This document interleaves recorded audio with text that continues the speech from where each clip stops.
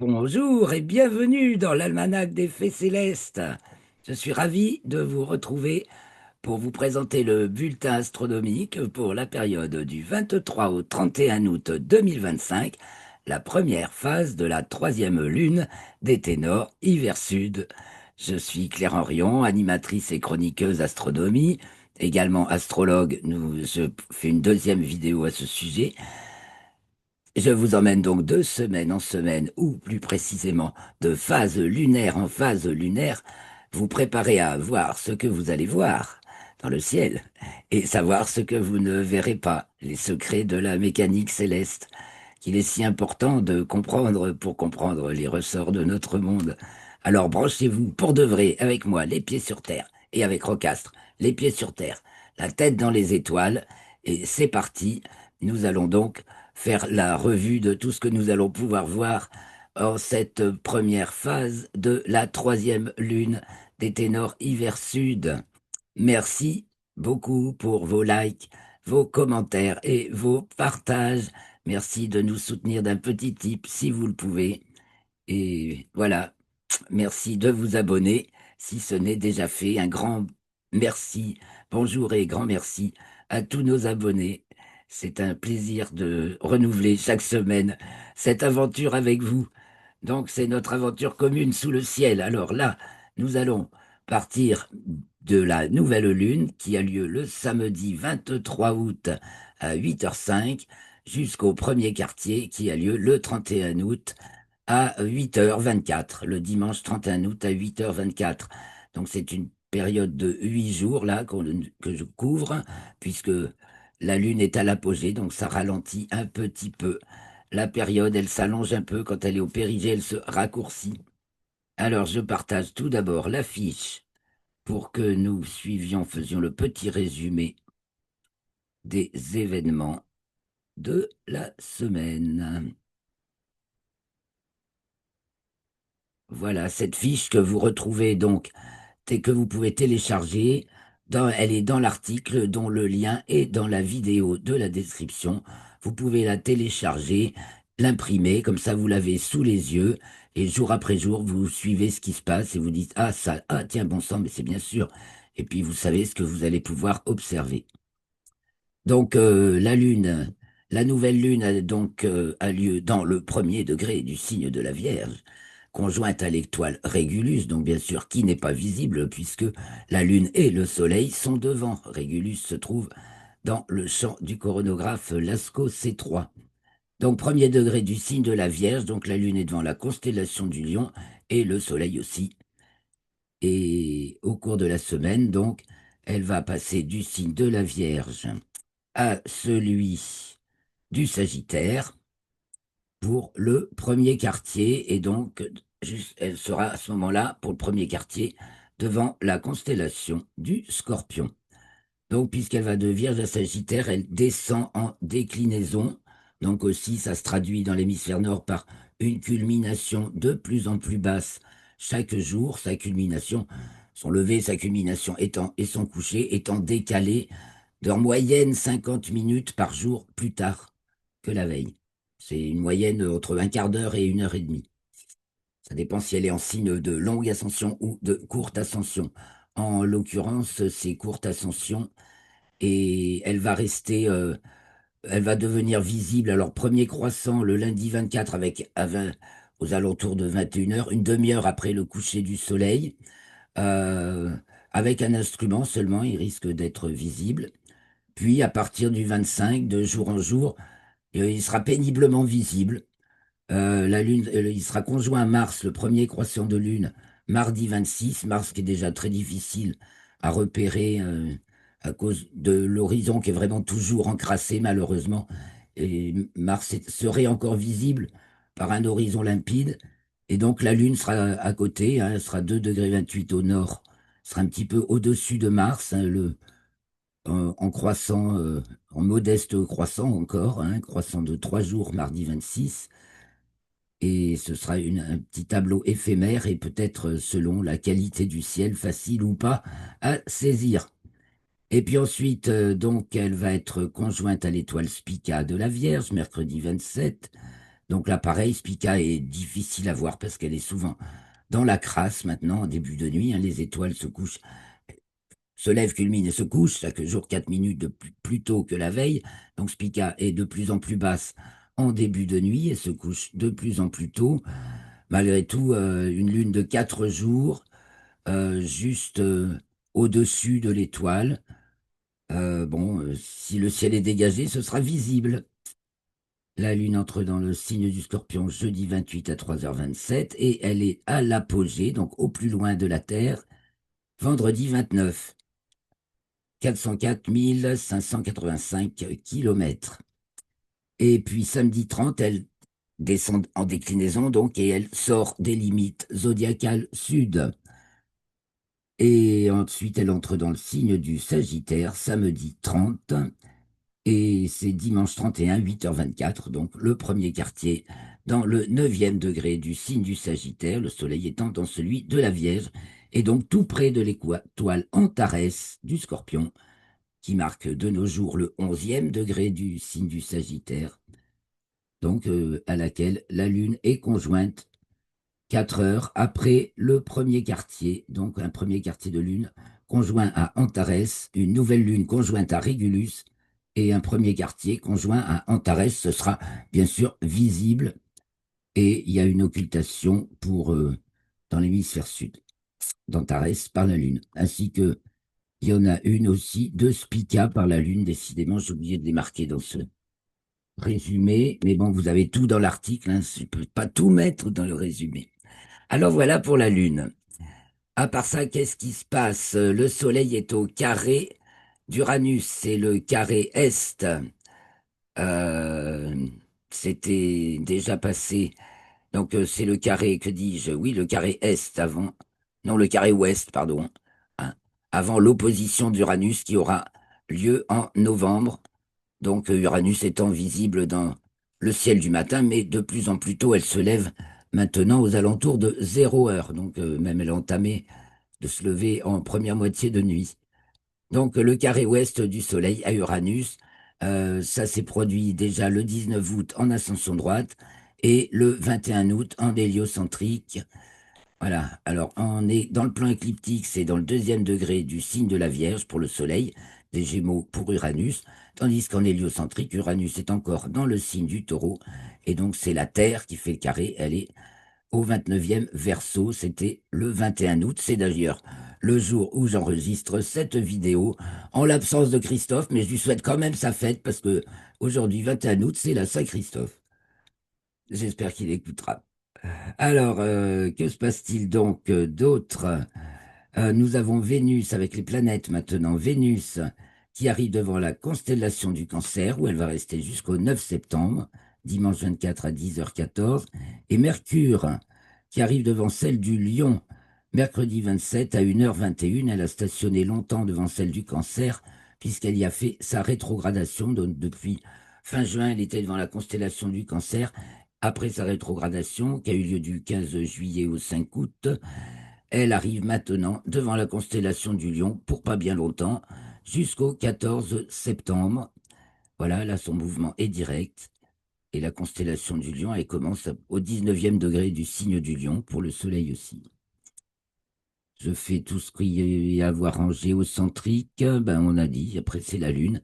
Et après, ben, c'est des choses qui se passent en héliocentrique. J'ai oublié de signaler que la Lune passe aussi à son nœud descendant dimanche 24 à 17h42, donc en latitude écliptique sud. Voilà, et elle passe en déclinaison sud lundi 25 à 12h11. Le laps de temps entre les deux événements augmente maintenant, hein, depuis la fin janvier, mais il est encore rapproché, ce qui fait qu'on a droit à des hauteurs maximales et minimales de culmination de la Lune particulièrement importantes. Et puis alors Vénus aussi, oui, j'ai dit qu'elle arrivait dans la constellation du Cancer et elle entre dans le signe du Lion puisqu'elle est dans le 29e degré du signe du Cancer quand elle arrive devant la constellation du Cancer. Et donc elle entre dans le signe du Lion lundi 25 à 18h27 et elle y reste jusqu'au 19 septembre.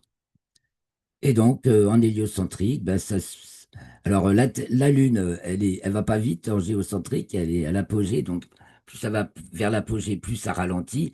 Une fois passé l'apogée, ça réaugmente, ça réaugmente. Et en héliocentrique, par contre, Mercure speed, donc elle est conjointe à Uranus, donc dans le 29e degré du signe du Taureau, dimanche 24 à 12h31, puis elle entre dans le signe des Gémeaux, c'est là qu'elle va le plus vite, à 18h38, toujours dimanche 24. Et puis, elle est conjointe à Vénus, dans le 13e degré du signe des Gémeaux, mardi 26. Elle est à son périhélie, c'est là qu'elle va le plus vite, le mercredi 27 à 14h13. Donc c'est dans le 18e degré du signe des Gémeaux, son périhélie, en héliocentrique. C'est invariable, sauf euh, un décalage d'un degré par siècle à peu près. Ensuite, Mercure arrive donc rapidement dans le signe du Cancer, vendredi 29 à 13h03. Je finis avec Mercure. Elle est conjointe ensuite à Jupiter, samedi 30 à 23h49. Et donc, c'est dans le 10e degré du signe du Cancer. Vous voyez, cette semaine, en héliocentrique, Mercure est conjointe à Uranus, 29e Taureau, conjointe à Vénus, 13e Gémeaux, et conjointe à Jupiter, 10e Cancer. Entre-temps, elle passe à son périhélie, mercredi 27. Et nous avons Vénus qui, elle, passe à son nœud ascendant, donc elle passe en latitude écliptique nord, vendredi 29 à 14h02. Et alors, en géocentrique, ça se passe à peu près au même moment, à quelques minutes près. Et elle est dans le 5e degré du signe du Lion en géocentrique. Elle atteindra son maximum de latitude nord le 21 octobre en géocentrique, 1,32 degré, et le 24 octobre en héliocentrique, 3,23 degrés. Ça, c'est invariable. Ben voilà, les amis, le petit résumé de la semaine. Que se passe-t-il d'autre? À quoi allons-nous pouvoir assister? Alors, les étoiles filantes, il y en a encore, il y en a encore. Il suffit d'être là et d'être sous le ciel et qu'il soit transparent un petit peu, bien sûr. Alors, avec Jupiter qui se lève de plus en plus tôt, puisque Jupiter se lève vers 3 heures du matin, eh bien, on a de plus en plus de phénomènes de ces satellites à observer. Je regarde aussi les petites planètes. Alors, la Lune est conjointe à Amphitrite, elle n'est pas beaucoup connue, celle-là, mais il y a une occultation de l'astéroïde par la Lune, c'est Centre-Atlantique, Afrique, Madagascar, Centre-Est Pacifique. Elle est conjointe à Junon, l'astéroïde numéro 3, le 29 août, et à Vesta, l'astéroïde numéro 4, le 30 août. Et nous avons la petite planète Hébé, qui porte le numéro 6, qui est opposée au Soleil le 26 août, et donc au périgée, au plus près de la Terre, le 30 août, parce que c'est forcément corrélé à quelques jours près. Nous aurons aussi le plaisir de pouvoir observer la réapparition d'une étoile occultée par la Lune le 30 août. Il s'agit de 4 scorpions, une étoile de magnitude 5-6, donc il faudra des jumelles, donc à observer sur le côté sombre de la Lune. C'est là que c'est intéressant de voir l'étoile réapparaître, semble-t-il, de nulle part. Tout d'un coup, elle réapparaît derrière le côté nuit de la Lune puisque ah bah non, elle est plus décroissante. Bah non, quand elle. Alors non, voyez, j'en étais encore quand j'ai noté, j'étais encore dans ma lune décroissante. Non, c'est fini, elle est croissante. Donc il n'y a pas grand intérêt. Alors on passe. C'est intéressant les occultations, avoir la réapparition de l'étoile quand la lune est décroissante et avoir la disparition de l'étoile quand la lune est croissante. Donc maintenant elle est croissante, descendante mais croissante. Descendante, c'est en déclinaison et croissante, c'est dans les phases de la nouvelle lune à la pleine lune, elle est croissante. Donc, pour finir, les planètes, eh bien, Mars, donc, nous en avons parlé, conjoint au premier croissant de lune, pratiquement, hein, conjointe à la lune de 3 jours, le 26, donc. Elle se couche vers 22 heures, donc il faut un horizon ouest dégagé pour la voir. Et puis, ben, nous avons Neptune et Saturne qui se lèvent maintenant avant même que Mars ne se couche. Et donc, on peut observer de plus en plus tôt dans la nuit et elles vont être à l'opposition du Soleil au mois de septembre. Donc, c'est bien normal quand elles seront à l'opposition du Soleil. Elles se lèvent quand le Soleil se couche, culminent au milieu de la nuit et se couchent quand le Soleil se lève. Et comme Neptune et Saturne sont toutes proches l'une de l'autre, à moins de 1 degré, eh bien, elle se lève pratiquement de concert. Et comme il n'y a pas de lune, eh bien, c'est le moment de chercher Neptune, tout petite bille de 2,3 secondes d'arc de diamètre. Donc, il faut forcément grossir pour distinguer la bille au milieu des étoiles de ce petit, voilà, cette planète lointaine qui se confond facilement avec les étoiles. Donc, il faut avoir la carte des étoiles dans la tête et voir le déplacement de la planète. Nous avons également Uranus qui se lève donc aux alentours de 0 heure et qui devient observable donc au bien à partir d'1 heure et demie, 2 heures, hein, dans d'excellentes conditions également. Et alors par contre bien visible, vers 3 heures du matin se lève Jupiter et vers 4 heures, 4 heures, eh ben, se lève Vénus, donc le joyau du ciel, hein, l'astre le plus brillant. Après le soleil et la lune, l'étoile du berger, entre guillemets, puisque en fait, je pense que c'est beaucoup plus plausible de dire que c'est l'étoile du berger parce que elle suit toujours le soleil. Le berger, c'est le soleil et elle suit le soleil. Elle est soit on la voit se lever au maximum 4 heures avant le soleil, donc elle est du matin comme en ce moment. Ça va être jusqu'à la fin de l'année. Elle sera en conjonction inférieure au mois de janvier. Et puis, on la voit sinon 4 heures au maximum après le coucher du soleil, quand elle est du soir. Et non, j'ai dit encore une bêtise, parce que si elle est du matin, là, c'est qu'après, elle va être en conjonction supérieure au mois de janvier. Voilà. Les astres réapparaissent toujours dans le ciel du matin, et à ce moment-là, ils sont à leur élongation ouest par rapport au soleil. Forcément, ils sont plus à l'ouest que le soleil. C'est pour ça qu'on les voit avant le soleil. Voilà, alors on saute sur Stellarium. Il y a encore de bricoles, de petites choses à noter. La lumière zodiacale revient dans le ciel. Bon, là, il faut un ciel parfait, hein. Donc, c'est en fin de nuit qu'elle est visible avant l'aube, juste avant l'aube. Voilà, une demi-heure, 1 heure avant l'aube, si vous avez un ciel parfait, si vous êtes en montagne, et que le ciel est dépourvu de pollution lumineuse et de pollution particulière, de brume, etc., eh bien, vous pouvez remarquer la lumière zodiacale qui, c'est comme un cône de lumière, les poussières qui sont le long de l'écliptique, qui reflètent la lumière du soleil et la diffractent. Alors, et c'est devant le Cancer, les Gémeaux, et la Voie lactée qui s'élève en fin de nuit. Et puis, donc, Régulus, on en a parlé, et le tout premier croissant de cette lunaison est pour l'extrême ouest de l'Amérique du Sud. C'est toujours intéressant de savoir qui a la primeur du tout premier croissant et qui a l'honneur du tout dernier croissant. À chaque lunaison, j'essaie de le savoir. Alors, un petit tour sur Stellarium pour voir ce qu'il en est. Donc là, nous sommes dans l'après-midi du 23. On va avancer, bien sûr. Je bloque le temps. Voilà. Et on va aller voir le soleil se coucher. Donc, toujours un peu à droite de l'ouest, c'est-à-dire plus vers le nord, mais de moins en moins. Il se couche de plus en plus tôt. Et quand la nuit commence, donc la lune, je ne sais pas si vous avez remarqué là, on voit un tout petit point. On voit qu'elle est juste à côté du soleil. Je trace l'écliptique. Vous voyez, elle est même pratiquement, elle est un peu au-dessus. Elle est en déclinaison, en latitude, pardon, nord, c'est par rapport à l'écliptique, hein, la latitude.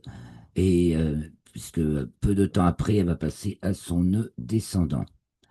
Donc voilà, le 20 heures,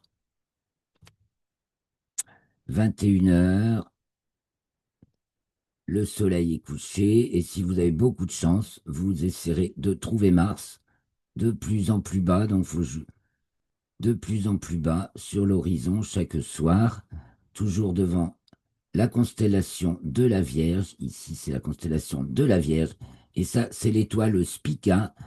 Donc, on va aller le jour, le lendemain 24 août, dimanche 24 août, premier croissant de lune visible seulement avec un instrument. Alors, on va regarder avec un horizon dégagé, hein, paysage océan.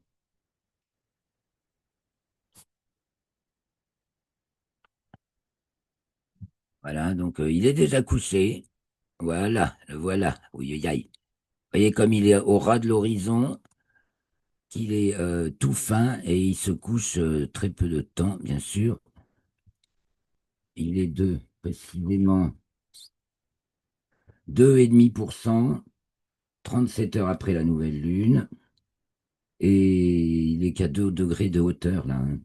Et le soleil est encore pas bien bas, 4 degrés. Donc, délicat à observer dans les lueurs crépusculaires, et donc il va se coucher très vite, et on va suivre la lune de jour en jour, donc de soir en soir. Le 25, bah, ce sera normalement visible à l'œil nu, mais encore rapidement après le coucher du soleil et bas sur l'horizon surtout. C'est ça qui va être frappant, ce début de lunaison. Le 26, donc conjointe à Mars, un peu en dessous de Mars, le 26 au soir. Et vous voyez, il fait pas encore bien sombre. Si j'attends 21h30, voilà, 21h30, en tout cas pour ma région, c'est une bonne heure. Donc ici, l'étoile Spica, n'est-ce pas? Donc le 26 au soir, conjoint Mars. Le 27 conjointe à Spica, donc ça devrait quand même être visible, mais il faut que ce soit propre. Malheureusement, quand on observe ces temps-ci, on remarque que l'horizon est encrassé, mais jusqu'à une trentaine de degrés de hauteur, ce qui nous fait à peu près 1, 2, 3, 5, 10, 10 c'est là. Voilà, jusqu'à au moins 25 degrés de hauteur, à peu près jusqu'au sommet de la constellation de la Vierge. Là, en début de nuit, on voit rien. C'est triste, hein. Il est temps que ça cesse, cet empoisonnement du ciel. Alors, vers le sud, en début de nuit, donc on a le Scorpion qui est déjà passé à sa culmination avec l'étoile Antares. Ah ben, revenons sur la Lune, on va voir, on va suivre la Lune de nuit en nuit, puis ça on la verra avec le ciel. Donc le 28, elle arrive devant, enfin elle est entre la Vierge et la Balance. Le croissant grossit, hein, un croissant de plus en plus gros, mais toujours bien bas, vous remarquerez, hein, au début de nuit. Et il va se coucher vraiment pas tard, encore. Le 29, elle est devant la constellation de la Balance, mais toujours bien bas et un peu plus grosse, bien sûr. Donc on voit le soleil qui se lève là sur la Lune. Le 30, elle arrive devant le Scorpion. C'est là qu'elle va occulter l'étoile. Ben oui, mais c'est pas intéressant parce que, en fait, c'est la réapparition de l'étoile qui était signalée. J'ai pas percuté. Ça n'a pas d'intérêt. Pas spécialement. Et donc, le 31, voilà, le 30 et le 31, elle passe de la droite à la gauche de Antares, du Scorpion. Ça se trouve donc, et là, elle est le 31, donc, à son demi-quartier, comme enfin, à son premier quartier, même comme il est passé le matin à 8 heures, le soir, elle est déjà un petit peu gondolée, un petit peu gibbeuse. Le 31 août au soir. Alors, regardons ce ciel le 31 août au soir, voilà. Sachant que chaque jour, les étoiles prennent 4 minutes d'avance par rapport à la veille. Donc, au début de la semaine, c'est une demi-heure plus tôt que là où je vous le montre. Donc, le Scorpion a passé et descend, a passé sa culmination et descend au sud-ouest. Le Sagittaire culmine en début de nuit, avec au-dessus de lui, eh bien, l'aigle, la Voie lactée. Bon, alors une petite heure de plus, les amis, pour voir la Voie lactée. Bon, plus le 31, puisque la Lune est là en demi-quartier, donc elle nous éteindra la Voie lactée tant qu'elle ne sera pas couchée. Mais les jours précédents, alors maintenant je peux me remettre aux jours précédents à peu près, voilà, le 28 à 22h30, la Voie lactée peut être bien visible, donc elle remonte depuis le Sagittaire, elle passe par l'Aigle, ensuite elle va faire tout le coup du Cygne. Alors voyons, voilà, qui se trouve, la grille azimutale, ça nous permet de bien visualiser le zénith. Vous voyez le signe pratiquement au zénith, hein. Nous avons Vega d'un côté et Deneb de l'autre qui entoure le zénith en début de nuit. Donc la Voie lactée passe par le coup du cygne et puis elle redescend sur Cassiopée et Persée. Voilà, en début de nuit donc. Du côté de l'Est, en début de nuit, se lève le grand carré de Pégase, avec maintenant en dessous, presque tout de suite, Saturne donc. Donc Saturne, et à côté de Saturne, Neptune. Alors évidemment, bah, Saturne, hein, dès que vous l'avez, vous pouvez l'observer avec ses anneaux magnifiques. Un instrument voit très très vite les anneaux. Et donc, vous voyez, donc un champ de 5 degrés, voilà. Neptune se trouve ici par rapport à Saturne, et il faut ben, bien sûr grossir. Voilà, je grossis trop, hein, pour la repérer et la grossir. Donc, il y a une étoile à côté de magnitude 6,3, donc plus brillante que Neptune. Neptune se trouve en dessous de cette étoile, puisque Neptune est de magnitude 7, 7,8 à peu près, 7,7, ça dit là. Et donc l'étoile est plus brillante, et c'est donc à côté de Saturne, qui elle, bien sûr, est beaucoup plus brillante. Et c'est devant la constellation des Poissons. Alors, un petit coup d'œil au nord en début de nuit. Au nord, en début de nuit, on voit la grande ours qui plonge vers le sol. Donc, on a notre étoile polaire qui est toujours au même endroit. Ça, c'est la seule, n'est-ce pas, puisque le ciel tourne autour de l'étoile polaire. Donc, la grande ours descend, Cassiopée monte.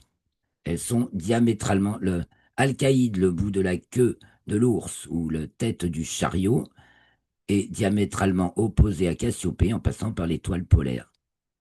Voilà.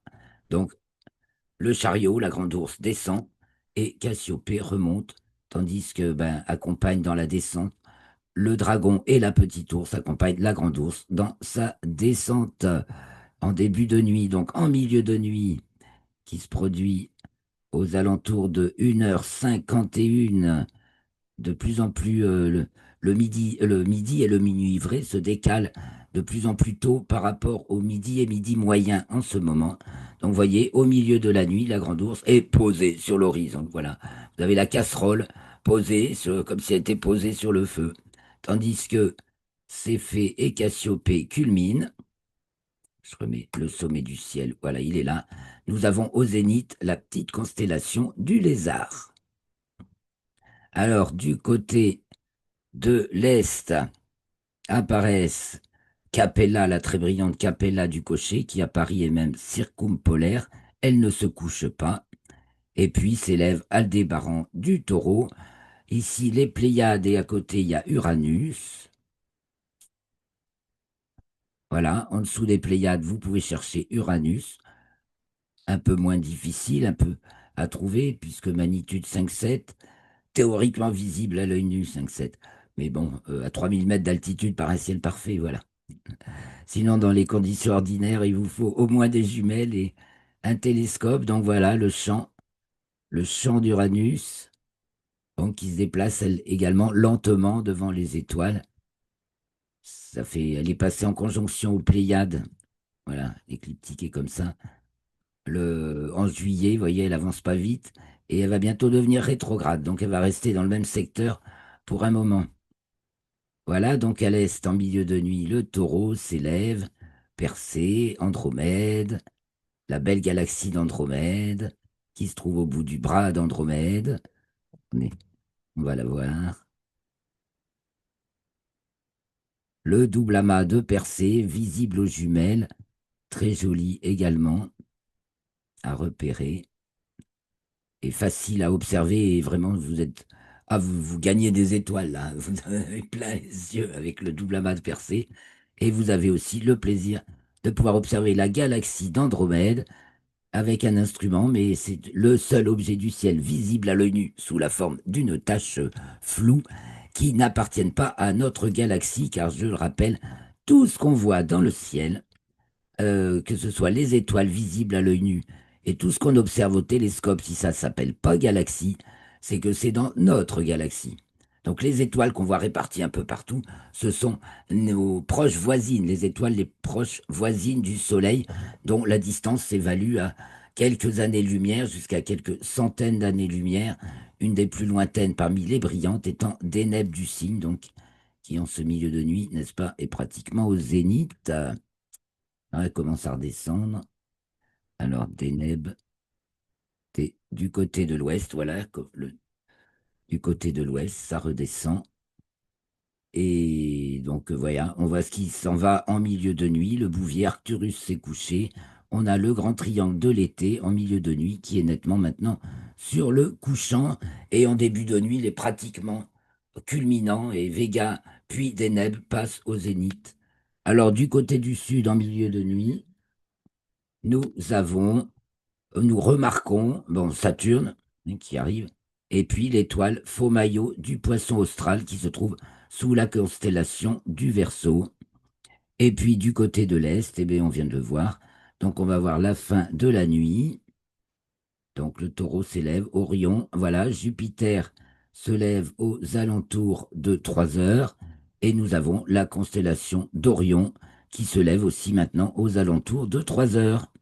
Voilà, pour les pressés de voir Orion, ben c'est quand même de plus en plus tôt, mais attendez l'automne et encore mieux l'hiver, et là vous l'aurez plein en face quand vous regarderez vers le sud au début de la nuit, en hiver.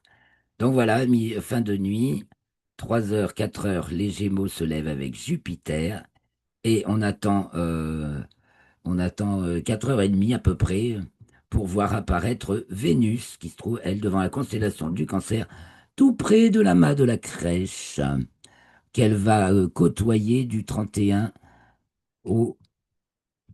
Je grossis, là, voilà. Ici, nous avons l'amas de la Crèche. Et donc, Vénus va côtoyer l'amas de la Crèche. Elle passe un petit peu en dessous du 31 août au 2 septembre. Voilà, mais il faudra des jumelles parce que là, c'est le matin, quoi. Pas pour Vénus, puis Vénus, elle est éblouissante, alors elle aidera pas à voir l'amas. Bon, et puis, ah oui, on a encore Mercure cette semaine, donc au petit matin, avant le jour. Mercure, dont l'éclat augmente un peu, donc sa présence diminue un peu, mais on peut, par un bel horizon aussi bien net, la repérer à son lever aux alentours de 6h10. Oh, ben là, je suis au 1er septembre, les amis. Donc, un petit peu avant 6 heures. Après, en septembre, ça va être difficile et puis elle va être en conjonction supérieure, elle aussi, au Soleil le 9 septembre, je crois. Donc, ça va être vite passé, ou le 19, voyons. Le, c'est le 19 alors plutôt. Début septembre. Ah oui, non, le 13. Ah, voilà. Le 13 septembre, Mercure, conjonction supérieure. Donc, on la verra plus. Et elle passera dans le ciel du soir. Donc, les amis, je partage quelques images et quelques news. Voilà, j'ai retenu à nouveau cette photo de Howard, enfin, qui illustre le livre d'Howard Crowhurst, Versailles, l'autre histoire, où on voit le coucher du soleil le 15 août dans l'axe principal de Versailles, qui a été conçu dans cet esprit. C'est pour rendre hommage à Marie, et c'est Louis XIII qui l'avait conçu ainsi. Et c'est parce qu'ils avaient prié la Vierge pour avoir un fils, que pour avoir un descendant, parce que ça, il venait pas le descendant, le petit Louis XIV, il n'arrivait pas. Et donc tout Versailles est dédié à la Vierge pour la remercier d'avoir les avoir honorés d'une descendance, en l'occurrence Louis XIV. Voilà pourquoi Versailles est si somptueux et que le coucher du soleil est calculé dans l'axe principal, enfin l'axe principal est calculé dans l'axe du coucher du soleil le 15 août. Donc très intéressant, vous aurez le lien dans l'article qui est dans la vidéo. Une petite photo faite par Loïc du soleil le 8 août avec ses taches, pas avec notre petit Sistar, notre petit télescope photographe automatique. Enfin, il faut savoir quand même le régler et Loïc s'en sert très très bien. Et donc, je vais partager pas mal de ces photos là. Enfin, c'est lui qui nous les partage. Alors, la Lune, là, aujourd'hui, c'est pas lui. Ça, c'est la vallée des Alpes lunaires par un excellent photographe qui s'appelle Léonard Covrin. Donc, ça, c'est vu de la Terre. Et d'autres, toujours montagnes lunaires photographiées par la sonde Lunar Reconnaissance Orbiter ces dernières années, dans les années 2010 peut-être. Donc là, c'est en orbite autour de la Lune. D'ailleurs, on apprend j'ai appris, j'avais une semaine de retard. Enfin, je vais en parler après. Je reviens sur la Lune, si pourquoi pas. Le décès de. Attendez, je mets mon actu, hein. Le décès de l'astronaute américain Jim Lovell, qui avait été le commandant de la mission Apollo 13, qui a fait 2 fois le tour de la Lune. Il a commandé 2 missions, il n'y a jamais posé le pied. La mission Apollo 13, c'est celle qui a tourné à la catastrophe. Ils se sont réfugiés dans le module lunaire. Avant d'arriver, hein, leur vaisseau, il y a eu une fuite, une explosion, une fuite d'oxygène, je ne sais plus. Bref, ils se sont réfugiés dans le module lunaire, ils ont fait le tour de la Lune, ils sont revenus sains et saufs, et il a commandé 2 missions, mais sans jamais y poser le pied, du coup. Et donc, c'était le 7 août, je l'ai loupé la semaine dernière, voilà. Donc, à propos de la Lune, bah voilà, course à la Lune. La Chine prend de l'avance sur les États-Unis. Elle vient de tester avec succès sur la terre ferme son module lunaire l'Aniue, qui sera utilisé pour atterrir et redécoller avec de taïkonautes. Et en plus, on apprend, suite à la mission chinoise Chang'e 6 avec sa collecte de cailloux sur la face cachée de la Lune, que c'est une révélation. La Lune a subi le plus grand choc du système solaire, un truc incroyable. Et c'est en comparant les roches recueillies par les missions Apollo, bah oui, les amis, ils y sont bien allés, et les roches recueillies par Chang'e 6 sur la face cachée, en comparant ces deux sortes qu'ils en sont venus à cette conclusion. Alors, j'aurai peut-être pas le temps de tout traiter dans ce bulletin. Je vais vous laisser bientôt. Je reviens vers les images et vous aurez la suite, bien sûr, dans l'article. Alors, une petite vue du ciel, ça c'est du cru, hein, c'est Loïc, la région de Cassiopée, ici Cassiopée, vous voyez. Donc, dans une photo qui date d'il y a 3 4 ans. Et voilà, vous regardez vers le nord, hein, en début de nuit, vous avez Cassiopée. Encore une photo de Loïc, cette année, cette fois-ci, la mât d'Hercule, Messier 13, le magnifique amas globulaire, amas d'Hercule, donc qui se situe dans la constellation d'Hercule. C'est un bijou d'étoiles, voilà, tout ça, ce sont des étoiles et l'image est assez piquée, n'est-ce pas, hein. Et ce sont de vieilles étoiles qui sont très, très rapprochées. Loïc, toujours, la nébuleuse de l'Aigle, où se trouvent les fameux piliers de la création, donc qui se trouvent dans la constellation de l'Écu, c'est-à-dire l'écu de Sobieski, c'est en dessous de l'Aigle, en fait, de celle de l'Aigle. Et on l'appelle la nébuleuse de l'Aigle parce qu'elle-même, elle ressemble, voilà, tout ça, c'est la nébuleuse. Elle ressemble elle-même à un aigle et elle est sous la constellation de l'Aigle. Et il y a les fameux piliers de la création immortalisés par Hubble lors le télescope spatial Hubble lors un de ses premiers célèbres clichés. Ça remonte maintenant. Et puis cette charmante petite galaxie qui s'appelle la galaxie du feu d'artifice. Et bravo aux photographes, regardez comme c'est joli. Alors, je vais peut-être. Ah non, dernière trouvaille quand même. Alors, James Webb Telescope a identifié une toute petite nouvelle lune, Uranus, mais alors elle fait 10 mètres de diamètre, hein, faut pas. Donc, c'est une limite entre les anneaux et les satellites, quoi, hein. Tout cela amène à redéfinir la frontière entre anneaux d'une planète et satellite.